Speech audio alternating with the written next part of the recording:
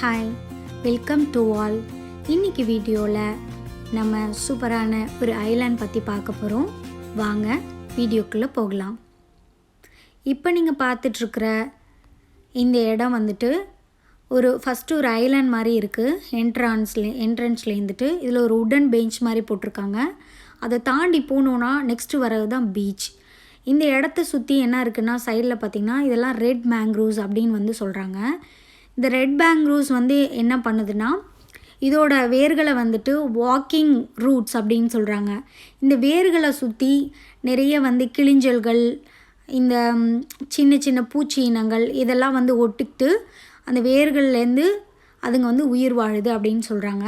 And then இந்த மேங்க்ரூவ்ஸோட leaf உதிர்ந்து கீழே விழும்போது வாட்டரில் இருக்க ஃபங்கஸும் பாக்டீரியாவும் சேர்ந்து அந்த இலைகளை ஒரு டீகம்போஸ் பண்ணிவிட்டு அதை இந்த ஸ்னெயில், ஷ்ரிம்ப், இந்த நண்டு இந்த மாதிரி இருக்கிற விலங்கினங்கள் அதை உண்டு இதை சுற்றி உயிர் வாழ்ந்துக்கிட்டு இருக்கு அப்படின்னு சொல்கிறாங்க. அண்ட் தென் அந்த சின்ன சின்ன உயிர்களை இந்த மீன்கள் போன்ற பெரிய விலங்குகள் சாப்பிட்டுக்கிட்டு வாழ்ந்துக்கிட்டு இருக்கு அப்படின்னு சொல்கிறாங்க. இந்த இடத்த பார்த்திங்கன்னா நல்லாவே புதர் மாதிரி தான் இருந்துச்சு, நிறைய மேங்க்ரூவ்ஸ் இருந்துச்சு. இந்த பீச் பார்த்திங்கன்னா இன்றைக்கி ரெட் ஃப்ளாக் ஏற்றிருக்காங்க, விச் மீன்ஸ் ஹை ஹசார்ட் அப்படின்னு மென்ஷன் பண்ணியிருக்காங்க. ரொம்ப ஆபத்தாக இருக்குது, ரொம்ப இன்றைக்கி காற்று அதிகமாக இருக்கிறதுனால யாரும் உள்ளே போக வேணாம் அப்படின்னு அனௌன்ஸ் பண்ணியிருந்தாங்க. ஸோ பார்த்திங்கன்னா இந்த பீச்சில் யாருமே வாட்டரில் இறங்கி குளிக்கவே இல்லை. ஜஸ்ட் எல்லோரும் விசிட் பண்ணிவிட்டு வெளியாகிட்டு இருந்தாங்க. இந்த பீச் பார்த்திங்கனாக்கா இந்த வாட்டர் ஒரு டிஃப்ரெண்ட் கலராக இருந்துச்சு. அது ஒரு ப்ளூன்னு சொல்ல முடியல, ஒரு க்ரீன் சொல்ல முடியல. இது ஒரு சஃபர் க்ரீன் அந்த மாதிரி இருந்துச்சு. ரொம்பவே சூப்பராக இருந்துச்சு இந்த இடத்தோட அனுபவம் எனக்கு.